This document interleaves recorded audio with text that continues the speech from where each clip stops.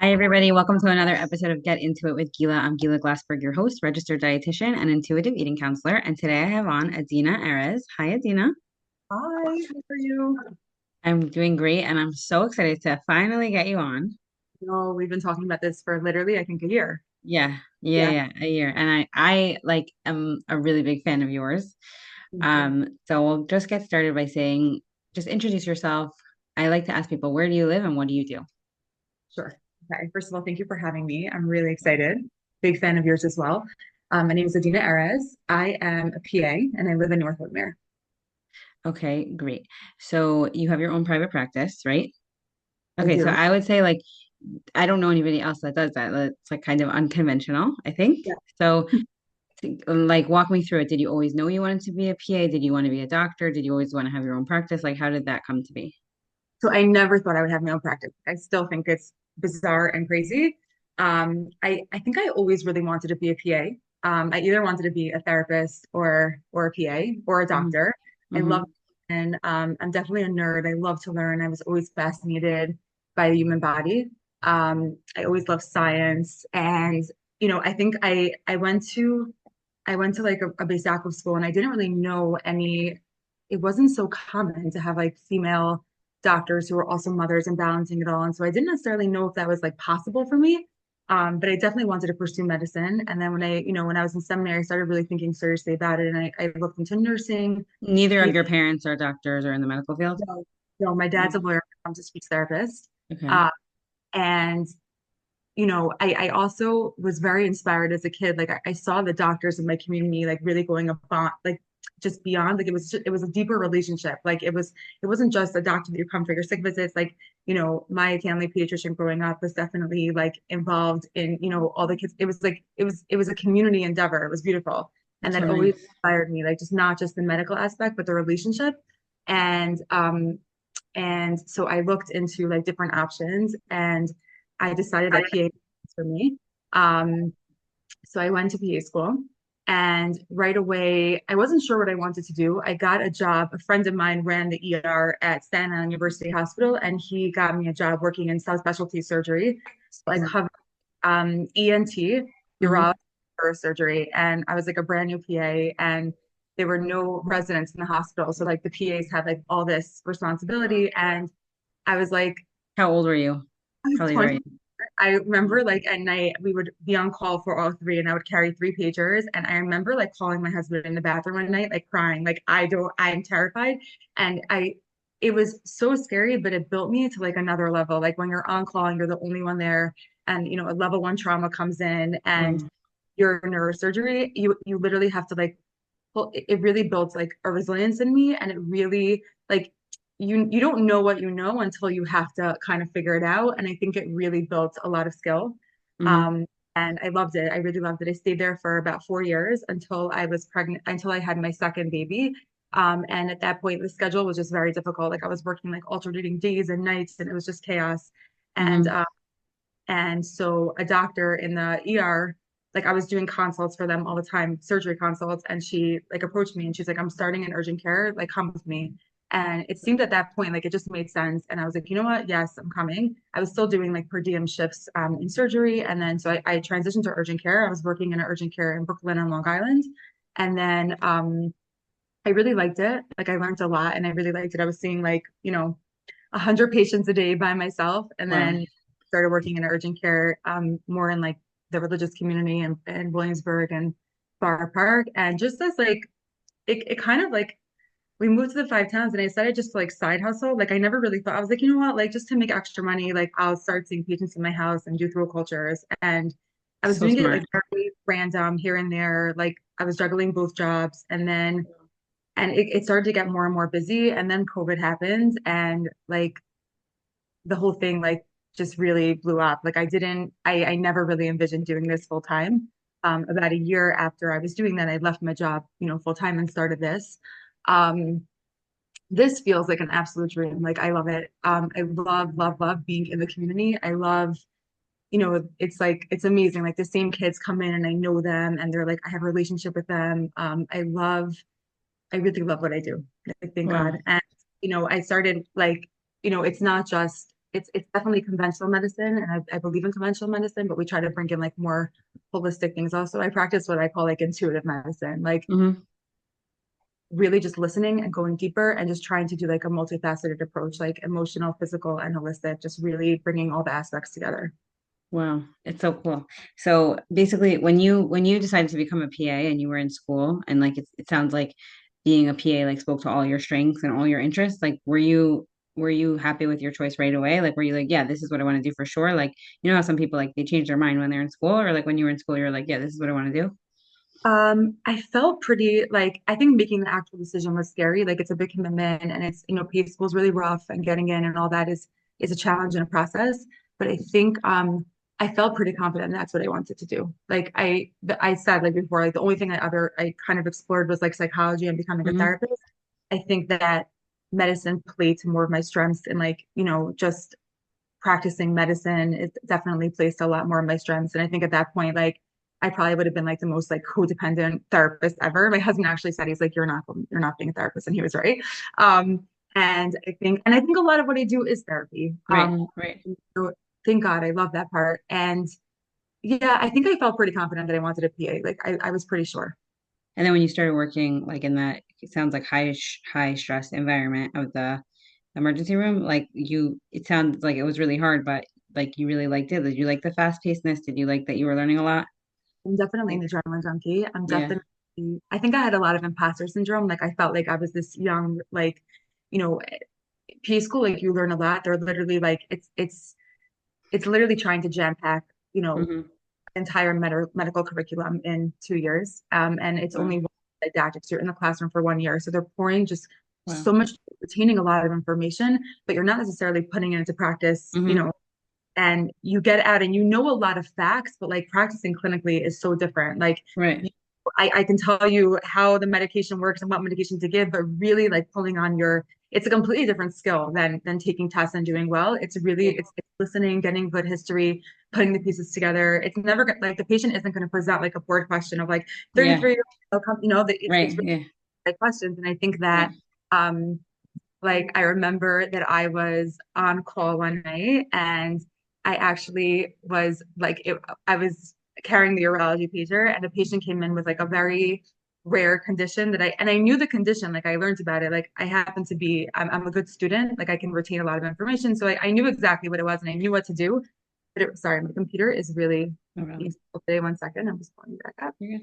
And I remember that it was like a very complex procedure that I had never done. And I was terrified. And so I think it was like 3:30 a.m. And I called my attending and literally like out of the movies. And I called him and I was like, listen, whatever this mail came in, we have to do this. And he yelled at me. Like literally, he's like, why did you wake me up? He's like, figure it out. And he slammed the phone Wow. down. I Wow. remember I was like in the call room sweating, like literally sweating. And I remember I I probably shouldn't say this out loud, but it's the truth. I pulled open a textbook and I went onto YouTube and I looked up the procedure and I just like gave myself a pep talk and I was like, you're gonna go downstairs and you're gonna do it. And I knew what to do. Like I had the knowledge. It just putting the Hmm. time is so scary. Right. It's Right. impossible. Like, you know, and Yeah. and I went down and I acted like fake it till you make it. I acted super confident and I did it. And afterwards in the morning, the attendant came back, to round on his patients. And I was like, it was rough, but I did it. And, I passed the test. He was proud of me. But that's really like how we learned. Like that's really so yeah, I think that, I loved it definitely took a toll at times. Like it definitely, I remember it was a very fast paced, like I was on call for neurosurgery, so like a lot of very like difficult things would come in, like car accidents, running to the operating room and trying to save people, reading Mm. cats and having the responsibility of like, are we going to go to the OR and try to save this person or are we not? I Mm. remember a patient came in with like a very severe, like a young mother came in with like a very severe stroke. It's called a hemorrhagic stroke, and you need a very specific team to go into the operating room and put a coil into the brain to like stop the bleed.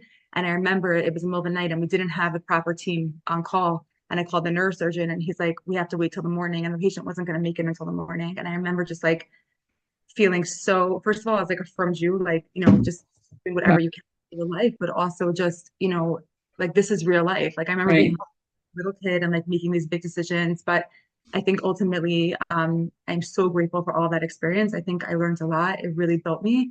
And it really, I think, helped shape, my confidence and really, like I always say, you can't, there's no shortcuts. Like I Hmm. don't think able to do what I do and see patients all day and by myself. And, I always have my supervising physician to call for like, a second opinion or just, and I check, we review my charts and we definitely go over everything. But like, I really was out on the field. Like I really, I wouldn't be able to like do what I do had I not done the work first. And I think that's Right. what that got to do the Right. work. Yeah. So like I'm really grateful for all that experience and I'm also really, grateful for where I am now. Okay, so the entrepreneurial spirit was never like it never crossed your mind. You never thought like, hey, I'm gonna do this first and then I'm gonna start my own practice. And not really not. Like I think that part really scared me. Like funny. Like I definitely even now, like I still love, I definitely have a team behind me.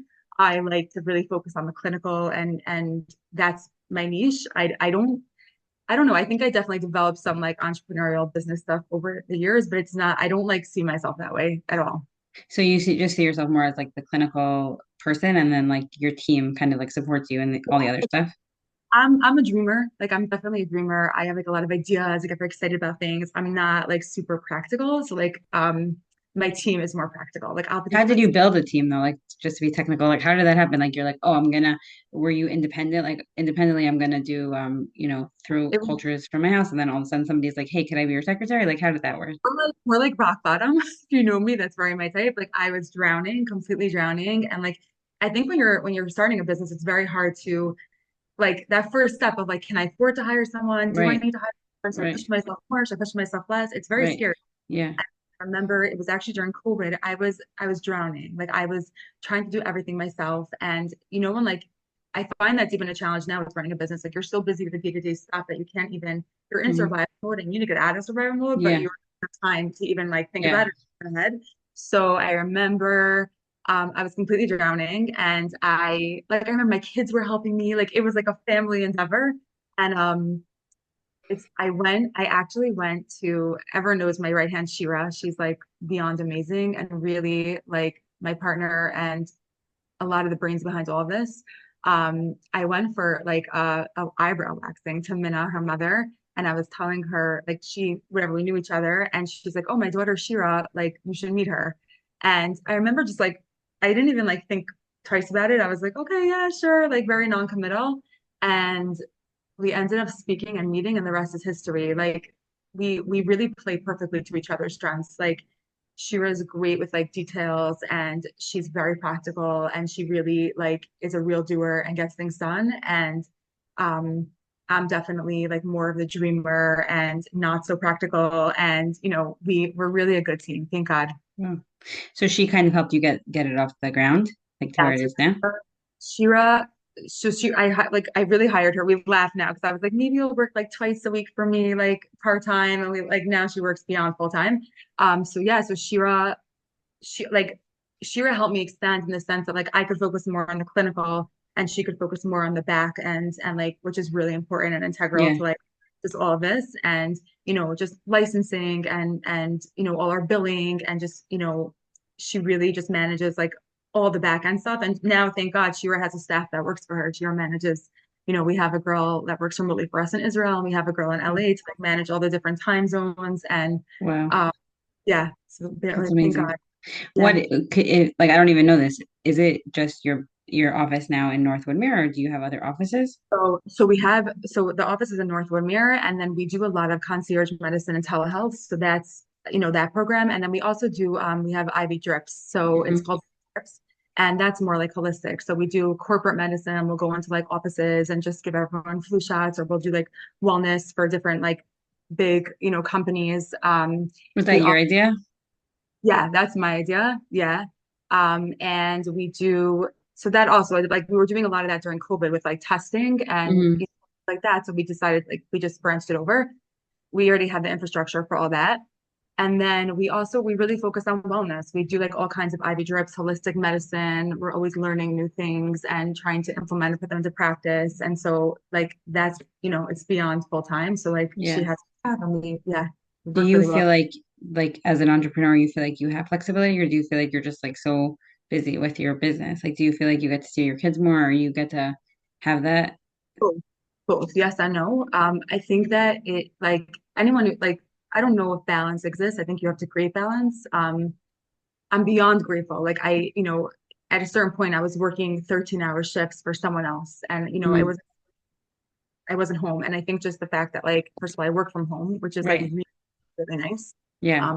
Never take that for granted, having not had that for many years. Yeah. Um, I think that, yes and no. Like sometimes it depends on the day, but also like you're never really off. It's always on your head. You're Right. always like, like as much as I try to set boundaries and like not be on my phone, like things will come through. Or like I was once at the gym and fit and literally they called me out of class. Like they called fit to get through to me. Like, Oh, wow. like it's a privilege and I love it, but it is like I try not to complain because this is really it is a privilege. Like it's a Right. privilege for yourself. I really see what I do as a privilege. Um, Hmm. and I wouldn't have it any other way, but it is a constant balance. Right. It's a constant like a real focus. Like you don't really there's no time off. Like no matter I Right. think what I change is like what I do is very intentional. Like if I'm with my kids, it's intentional. If I'm with my friends, it's intentional. Like nothing's random, I find. Like everything's very planned and Hmm. I'm a lot better at like managing my time. But I think that at the end of the day, like as much as there's no balance, like in a way there is balance. Like even if I'm downstairs, my kids know I'm home, I'm there. Right. Right. Dinner, I can, I happen to be, I can do a lot of things at once. Like I'm good at that. I'm a very good multitasker. I'm very good at, like trying to do everything. But like sometimes we laugh, like it's chaos. Like I'll be Right. like making dinner and there's a patient downstairs and my kids are Right. fighting and it just we Right. broke all the things that like used to be like so embarrassing. Like You have like to just be chilled about it. You have to just be it is what it is. Like we're doing our right. best as human. Um, Because everybody's so happy that they could come to the doctor at 7:20 when they have a cold, like and myself included. yeah, and I try to bring my kids into it. Like everyone who comes knows, like my Dave, he's famous. My 6-year-old is like he helps me in the office. Like he's part of it. My kids feel very proud of it. Like they feel part of it. So I think in Hmm. that sense, like there's not really resentment. Like Hmm. and I also I got better. Like I think when you're building a business, you can't say no. You have to be available. You have to put your all into it. I think at this point, I try to have more flexibility. Like I try Right. very hard to accommodate my family and accommodate my patients. But yeah, it Right. is always a balance for sure. Yeah, yeah, for sure. Okay, so if we could transition to talk more about like eating disorders, disordered eating, body image, that type of stuff, and um, I'm forgetting the name of the drug. Ozempic, um, like a Freudian slip, like I don't want to talk about it. Um, like I want to hear your take on because before we started recording, you were saying a little bit about like IFS, inner child work, and as a dietitian, like I don't just counsel people on food. I counsel, I do a lot of like therapeutic counseling just because you can't really separate the two. So I wanted to hear, like, I know that you have like a holistic view of like nutrition counseling and stuff, and I wanted to hear like your perspective on it. Yes, a very loaded topic. Wait, so ask me something more specific, like in term, like, Yeah, what's like what I want to hear like what you see in your practice, but like what's your opinion on like the on diet culture, intuitive eating, health at every size, like um whatever you want to share about like your history, your past, your own mhm. um body image stuff or food stuff, or like even just what you see with your if that comes up with your patients in terms of like weight loss and wanting to be thin and the thin ideal and all that type of stuff. Okay, I think this is such a hot topic and it's such a nuanced topic. It's a very charged topic. It's emotional. I think that I have I think a multifaceted approach in the sense that like ideally, like, and I really do believe is that ideally unconditional acceptance is the goal, like radical acceptance is the goal of ourselves, of others, of, everybody. I very much do believe in health at every size. I do. I believe I've seen people come in who are on the charts, like morbidly obese, who have perfect blood work. I really do Hmm. believe. Um, I also, and I think I'm a big both person, both exist. I think that while I would love to see a world that we like radically and unconditionally accept ourselves and we accept everything, I think that at the end of the day, what I've seen very much is that very often it's not about the food. It's Right. not. When a Right. patient comes, like what I started seeing is that, and as a woman, especially like a woman who's trying to juggle it all, like for example, like I just had a baby a few months ago. Also, Thank you. And I, something that like I think I'm pretty like it's something that I've worked on. Like I think I feel hold on, my computer is having such issues. Okay. I think that I've worked the last few years on really like being like comfortable with my body, being comfortable with my weight, like feeling just, at peace, not at war. Mm-hmm. And it's something that like I'm proud of the work that I've done. And I noticed that recently, like I had a baby and I went back to work and I'm juggling all these things and like and I think I'm accomplished. I think I'm doing so many things right. But I noticed like there's this definitely like this pressure or this negative voice or this critical voice in me that's like, I'm like, whoa, where's this coming from? And like it really got me thinking recently, first of all, like so much compassion for my own clients and patients. Like as much work as we feel like we're doing around this, there's so much more to do. Yeah. Unfortunately, like a lifelong, it's two steps forward, one step back sometimes, and really just having compassion for that. Like we're all trying our best, but also that what I started noticing is that like women are coming in and they're really at war with themselves. Like they're losing out on moments of connection with themselves, connection with their spouses, with their kids, because they're consumed with this. Like we're consumed with how we look, how much we ate, how much we didn't eat. We're out to eat with friends and we're like, oh, I ate too much of that. I shouldn't have eaten this. Like, why? Where's this coming from? And I started Mm-hmm. really getting curious about it. Like when we really probe deeper, like I'll ask the client, like, what is say, I feel so fat. Fat is not a feeling. It's just Mm-hmm. feel sad, do you feel scared, do you feel angry, do you feel lonely? It's not about the food, but yet we put it on the food. And I Mm-hmm. think that in some cases it's not for everyone, and we'll discuss who it's not for. When we can, there are a lot of science and literature that show that in a sense, what I'll just use GLP-1 at whatever it's Ozempic, Mounjaro, that found it quiets that chatter. For a lot of people, it quiets that voice. So meaning, and it sounds funny because you think like it would definitely like make the obsession more. For a lot of women, it makes the obsession less. They're not thinking about food so much. So therefore, there's more space in their life to focus on the real things. And the most beautiful, like the ideal candidate, the things that like really make me cry, happy tears, are the ones who come in and say, like, I'm more in my life, I'm in my marriage, I'm in my life, I'm with myself because the chatter that food and that critical voice was taking up is not there as much. Like they're not what it does is it like because they're not thinking about their hunger so much and they're not obsessed with food as much, they're able to like be in their life more and be present and live. And that really is the ultimate goal. So Mm-hmm. yeah, ideally radical acceptance of ourselves and our body is the goal. For some women who have been struggling and really at war for years, it's not possible at this time. And so I think that the, Ozempic or Mounjaro are really good tools. And ultimately the goal is that. And so what we do is I believe a lot in neuroplasticity. The brain is constantly changing itself. And we're constantly trying the goal, right, in our self-work is rewiring new patterns and new behaviors. And so what we can do is if let's say a patient, I had a woman come in, and this could be anyone, so no HIPAA, Mm-hmm. but she said like she's on the medication, right? Like it's definitely supposed to be like keeping her. So I'll just explain the way the medication works is let's say like on a random day, on a regular day, the food is moving through your system at 40 miles per hour. This will move through the food through your system at 20 miles per hour. So therefore, it's keeping you fuller for longer. And it's great for diabetics because you're not getting those sugar crashes. It's keeping your blood sugar stable because it's going slower. Mm-hmm. So people fuller for longer and their blood sugar more stable. So we've been giving this medication to diabetics for years. And as we just anecdotally noticed, oh, these patients are really losing weight. Maybe we can use it off label for weight loss patients. And so Mm-hmm. that bound is approved for weight loss on label, but we use Ozempic and Mounjaro off label for weight loss. So what we find, like a patient will come to me, right? She's on the medication. So really she's definitely less hungry than she was, but she says like, last night I went to the cabinet. I ate, I binged, right? Mm-hmm. And it's a relative term, of course, but I'll say like, whoa, what happened? And she's like, I'm like, we go through the feelings. Were you feeling something? What was your day? Did you eat enough during the day? Right? Like we go through the basic checklist. And then she's like, wait, you know what? An hour before, I was on the phone with my mom and she said like a really hurtful comment and it brought me back Mm-hmm. to my childhood and I just went straight to the food. And like, so it's not about the food. She's not hungry, right? Right. So when we're born, right, when we're babies, we have a natural relationship with our hunger. Like we're hungry, we eat, we're full, we stop. And Mm-hmm. something along the way, for many of us, it happened in childhood or even not, we lost that relationship. We eat for comfort. We eat because we're lonely, we're hungry, we're scared, and the goal really is to just reestablish our relationship with hunger. Am I hungry? Am I full? What am I feeling? And so what I love, what I'm passionate about is to get people more in touch with their feelings. Like, don't tell me you're Mm-hmm. hungry.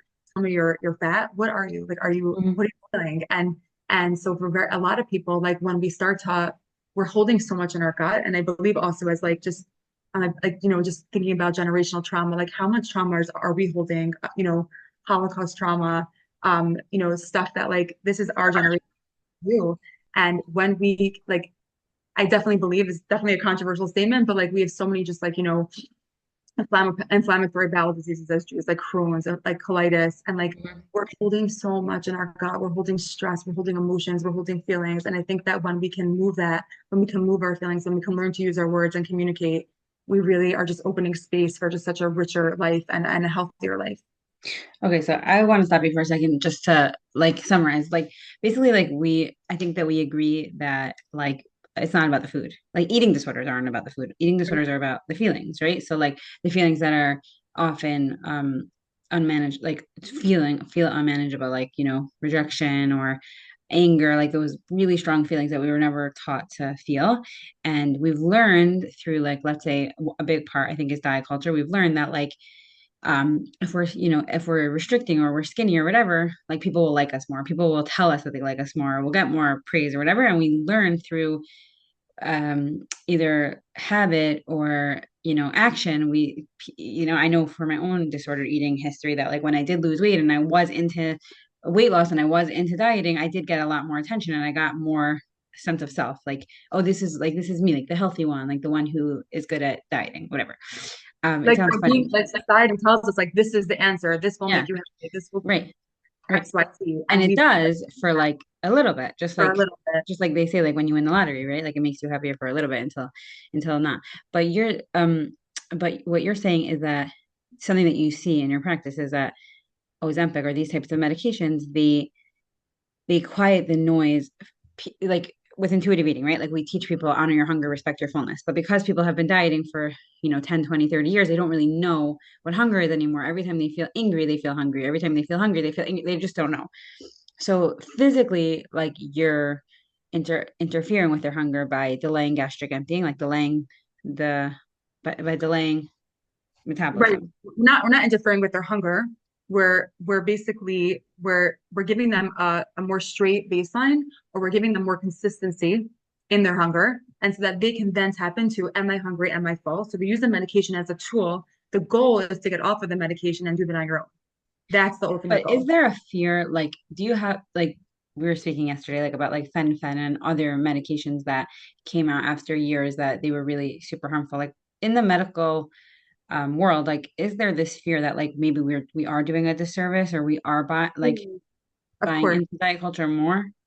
Course. So like I definitely, as someone who is in the community and I have a daughter, like I think about this all the time. Like first of all, I think the things that scare me the most is like when a lot of people are on this medication, we're completely changing the bell curve of what is normal and what looks Right, normal. We right. want our kids to be role models of different types of bodies. Like what if our, 13-year-olds hit puberty and they don't look the same as every single person who's on these medications and it's very, very Right. thin. So I feel like my responsibility, like first of all, we want to get people to like a healthy weight, and for every person that's different. But Hmm. again, goal is not necessarily weight or food, it's a relationship with hunger. And so Hmm. everyone will get to their natural set point on their own, but we can't do that until they are actually in touch and eating intuitively and eating with a healthy mindset. So that's the Hmm. goal.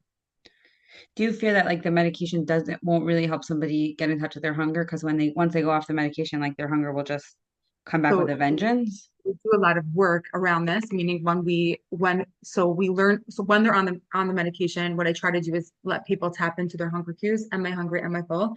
And a lot of people are coming in, they are not necessarily making the best choices with their eating. They're either trying to restrict when they come in because they're trying to starve all day and then they binge at night because they're so hungry and not getting enough Right. calories. Right. So I believe that no foods are bad, all foods are good, and just in Yeah. moderation and just honoring what your body is asking you for. So like Hmm. let's say again, no, but like people do, like we're going from the basics, like teaching people what proteins are, what carbs are, that like, carbs are not bad. They're good. Right. They're just really just going, like starting at the basics. And then unfortunately, a lot of people really don't have any, or also they what I find is people are scared of their hunger. They're afraid of Hmm. it. Right. So when it comes, they try very hard to like put, to run away from it or dismiss it or not honor it. And so ideally, and like what we see is like, yeah, in a perfect world, we could do that on our own. But unfortunately, a lot of these people can't. And they've Hmm. been suffering for years and years and years. We have women that are coming in their 50s, in their 60s even. And like if they could do it on their own, they would have. They can't. So we're using this medication as a tool. And Hmm. again, is neuroplasticity. We're looking to change patterns in ourselves, Hmm.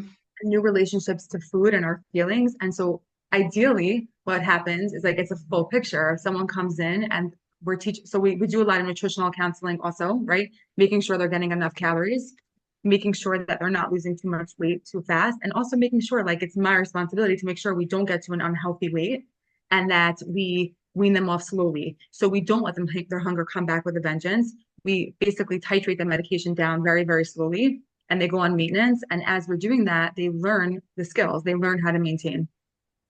Hmm. Interesting.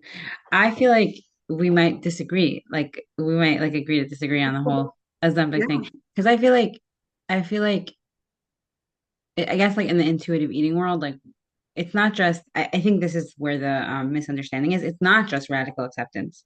It's not just radical acceptance because that would mean eat whatever you want whenever you want. And right. like intuitive eating, I think is much more about getting in touch with like I don't like the feeling of binging. Like I don't want to be eating like French fries and burgers every single night. I feel uncomfortable. I feel sick. Why am I doing this? And it's like giving people the tools of like honoring your hunger, respecting your fullness, the satisfaction factor of food, and then like you said, I wasn't hungry. I ate a really nice lunch. I whatever, and then all of a sudden 9 o'clock rolls around, then bedtime's over, and I'm just like binging on candy. It's like, what's going on here? You know, like so we have to unpack that. Like, well, I was raised by a mother that said like if you eat candy, then you're bad, right? So then like all those feelings just pop up at 9 o'clock at night when like you just tried to put your kid to bed and they wouldn't go to sleep for the hundredth time, and like neglected self care and you haven't eaten all day, right? So it's like putting all those things in on the back end so that when that arrives you feel okay at 9 o'clock, whether you say like I'm gonna have a handful of candy and I'm gonna be okay, or you say like I'm gonna go for a walk, I'm gonna go to the gym, you know, like I'm gonna figure this out, like giving people other tools. So I just feel like as much as I totally understand why Ozempic could be like a kickstart, like just doing that, I feel like it's more buying into diet culture and more like why would I not go on Ozempic? You know, like society would tell me that I'm obese, you know, like why not? Like why wouldn't everybody go on Ozempic? 100%. I definitely hear you. And I think ultimately the goals are the same. And I think a lot of people come in and we turn them away. A lot of people will say, Hmm. like, first of all, it's not for anyone who has restricted tendencies. It's not for them. Like, we're not Hmm. going to or play into an eating disorder. That wouldn't be Uh-huh. smart or Right, safe. ethical, right. Yeah, it's not ethical. And I think that like ideally that is the goal. And for a lot of people, it's just not possible. They've been struggling for years and years and years. The patterns Right, are just too deep or too embedded. Or right. and what happens is that when you have failure after failure after failure, You feel like a failure. or they feel like a failure. And Right. so it gives them a sort of success. They feel like success. And the goal again is to build off of the success and to ultimately do it on your own. That is the Hmm. ultimate goal. The goal is Hmm. to not be on this medication and to really learn to honor and respect our hunger and our body and our feeling and make good choices. And for a lot of people, this is just a great tool. And for a lot of people, it's not. It's Right. not for them. Right. But I Right. think for the majority of my clients, like I'm seeing just beautiful changes. And again, the goal is to be off of this medication and learn the skill on your own. Hmm. That's really interesting. I wanted to go back to something for a second when we were talking about like health at every size, like the concept of like health at every size that you could pursue health at any size. Like that's kind of like the concept. Yeah. Um, why do you think like in the medical world like that is so controversial? Like I hear this all the time. Like I feel like there's still like a 90% to 10% situation going on when I speak to like I'll try to confront like my kid's pediatrician or like my own doctors and be like, yeah, like maybe I am considered overweight or obese now. Like I never was like 5 years ago, but I'm saying after having a bunch of kids and like whatever, but I still like exercise regularly and I eat pretty nutritiously and I manage my, stress and sleep management, blah, blah, blah. Like my lab work is fine, my blood pressure is fine. Like, but I'm still in an unhealthy category according to most of the medical world. Why is that still so controversial? Why do you think? So I can't speak for other people, but what I find is that like there isn't medicine is very clinical and it's Hmm. very algorithmic. And I think that what we're seeing right with like functional medicine and like intuitive medicine is like moving into a space that like we're really seeing that like as much as you'd like to, you really can't deny the mind body connection. It's very, very Hmm. real. Hmm. And I think that like for example, like I just had a patient that came in and she basically, she has like a very strong family history of stroke and heart attack. And her, you know, her neurologist wanted her on this medication and set a goal weight that I felt was completely unhealthy for her mentally and Hmm. just not realistic. And so I ended up calling neurologist and we had to talk about it. And I was like, we need to also like hold space for yeah, we want to get this woman's cholesterol and numbers down as much as possible, but also we need to hold space for the fact that if someone is like miserable and starving, Right, they're also going to be at a higher stroke risk, and we need to right, account for that. Like that's not right. necessarily not, that's harmful Yeah, too. Like I think for, I think that medicine we're very scared of, like the things that we can control, heart attacks, right, strokes. We're scared, diabetes, right? At the right, end of it, diabetes leads to a lot of medical issues. It's right. definitely bad. It's not good. Yeah, But for sure. a lot of people are overweight and don't have diabetes and they're Right, okay. right, That like it's, there's definitely, and how many women have told you they've gone to the doctor and they're overweight and they'll say I have, medical issues are almost ignored. They'll say I have back pain and they're being told it's because you're overweight. And that's right, not, like right, there's so many like, yeah, I definitely, it's very hard to see that in 2024 there is fat bias in medicine. There really is. right, And I think that ultimately, while like it's again, it's both. While we need to definitely, honor the fact that like a lot of people do have, that being very, very overweight is coming, can definitely cause a lot of health issues. We also have to honor the fact that a lot of people can be clinically obese and be totally fine. Their blood work is fine, their cholesterol is fine, their hemoglobin A1C, which is like a precursor for yeah, diabetes, is fine. right, I think that it's really just honoring that both exist and both happen. But again, when someone comes in and they're morbidly obese, like that tells me like right, I don't want to make blanket statements, but 9 times out of 10, they're also not healthy. They're eating way out of proportion to their hunger. They probably have no sense of their hunger. So right, like right, ultimately that person is going to have high cortisol because their body's right, stressed. They're going to have health issues because they're consuming way more than their body can handle. But I right, think for the people that are, exercising, because everyone needs exercise, or they're eating all the food groups and they're making, just choices that are right for their body, 100% you can be obese and be healthy. And I think right, that right. everyone's, supposed to do that more. Yeah, I think that like what really speaks to me in intuitive eating is like what Evelyn Tribbley, like the author of intuitive eating, said to me once, and I think it was in when I interviewed her, she said like weight is not a behavior. So Yeah. like, exercise is a behavior and increasing your fruits and vegetables is a behavior, stopping smoking is a behavior, but like you could like I'm not sometimes people are morbidly obese and it has nothing to do with their behavior. I'm not saying I don't want to judge anybody, but I'm saying like I'm just talking about like this. I want to say like the typical obese person or overweight person is Yeah. that like I think well everybody's different, so I really can't put anybody into a category, but I'm just saying that I think people don't pursue health because they know like what's the point? I'm not going to lose weight anyways. At least I see this in my professional and personal life. A lot of people that are like, I've tried every diet, it hasn't worked, so like I might as well just like eat chips every night. And like you Like could all eat or chips nothing thinking. Yeah. because diet culture is all or nothing. It's like you're either healthy or you're not healthy. So you're either skinny or you're not skinny. But that's not true because a person is like a whole person. So that's what I'm saying. Like you could pursue health at any size. You could engage in exercise and it doesn't have to be 7 days a week. It doesn't even have to be 5 days a week. It could be 10 minutes a Yeah. day. It could be balanced, right? You could increase your fruits and vegetable intake and still eat chips. You know what I'm saying? Like you could still do those 100%. things, but I think that it's become like, and I know like for myself, like I have a lot of medical people in my life, like they would be like rolling their eyes at me. I'd be like, no, if you're fat, you're unhealthy. Like get over Yeah. it. Yeah. Yeah. And I think it's so beautiful that we are seeing like there's definitely a movement towards, like health at every size, and that like this concept does exist, and that, it's definitely not as black and white as it used to be. But I think that um we're seeing more gray in medicine, which is important.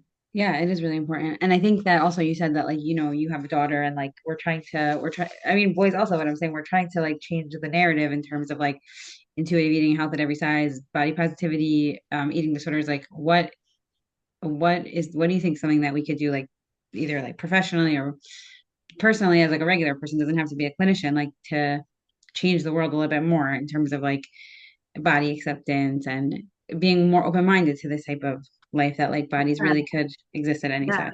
this is for sure like a passion of mine. Like when my daughter was born, that was really the impetus for me to like, like I definitely always like I definitely always struggled with like body image or like just finding the right balance in terms of like food and all that, and just, and acceptance. But like when my daughter was born, I really made a conscious decision that like I want better for my daughter. I want her to grow up in a house where like this is not, it's not a thing. It's just not Right. a thing. Like Right. eat when we're hungry, we stop when we're full, we love ourselves, we respect ourselves. And like that was really an impetus for me to begin my own healing journey and to really, I find it's less about what we say and it's about what we do. And it's really about modeling. And this is really on all of us, as adults and mothers to really model and do better. And but really we owe it to ourselves as well. It's not just about our kids, it's about Right. us. Like, Right. we need to, hold space that like there's many different types of bodies and there's many different types of, you know, what works for someone is not necessarily going to work for someone else, and a lot of compassion. Like we're doing our best, and it is Right. we're constantly being bombarded with like diet culture and ads that show completely unrealistic, body sizes, and it's tough. It's definitely rough. You can feel, accomplished in so many areas of your life, and this can definitely get you down. And I Yeah. think it's important to just, hold space that like if we do struggle with it, we're human, and doesn't Right. mean we're shallow. We're doing our best, Right. but also Right. that like we owe it to our kids and we also owe it to ourselves to really, just respect and it's the balance. And so again, like I do think that like not radical acceptance in the sense that like it's radical acceptance of like wherever I'm at, I'm doing my best, I'm trying my best. And I Right. think that what are like practical things? I think for sure in my house, I very consciously, like I really try not to say like I look fat, I feel fat. Like it's not a thing. I try to use feelings. Hmm. Um, I try very hard to have all different types of options in my house that like we have, what people will call junk food, regular food, and just, there's no bad or good. It just is Hmm. food. I try to take the emotion out of food. And I think like we're really like going deeper is like really just talking about feelings, really Right. just when we can express ourselves and make space for like everything's okay to talk about. We're not holding things in. I think very often that's when people start to binge or Right. start to food in place of feelings. So really promoting like healthy communication, letting your kids just express themselves, just validating their feelings, Right.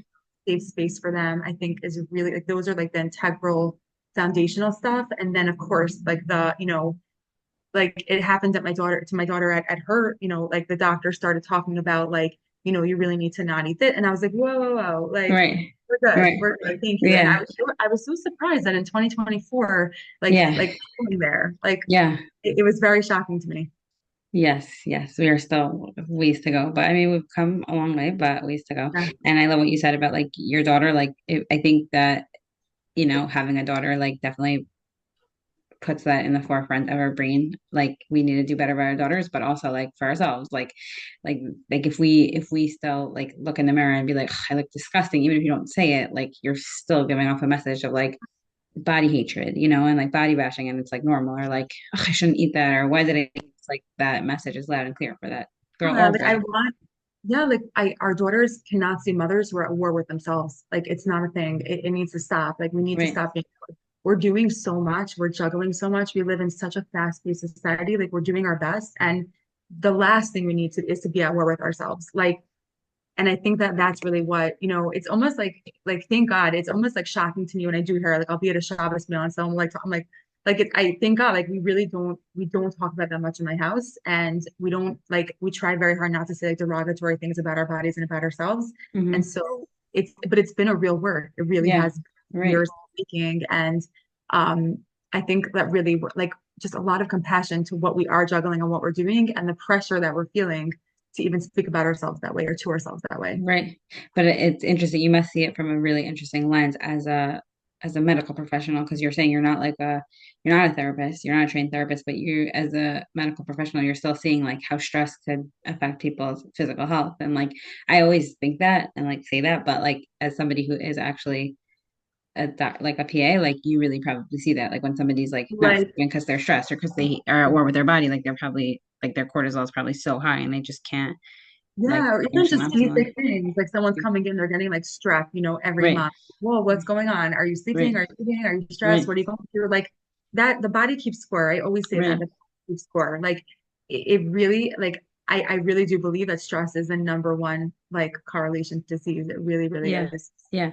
Actually, I heard Brene Brown say this once, Brene Brown, like she said it in an interview Yeah. that like we think like, heart disease or diabetes is like the number one killer, but it's really like loneliness. Like what her research shows is like Yeah. actually like what like elderlies that live by themselves and they don't have anyone to visit them every single day, like they have like the highest like mortality rates. Like I was like, whoa, like as a dietitian, I'm like, yeah, like it's not just diabetes and heart disease, it's like Yeah. all the other stuff that's going on.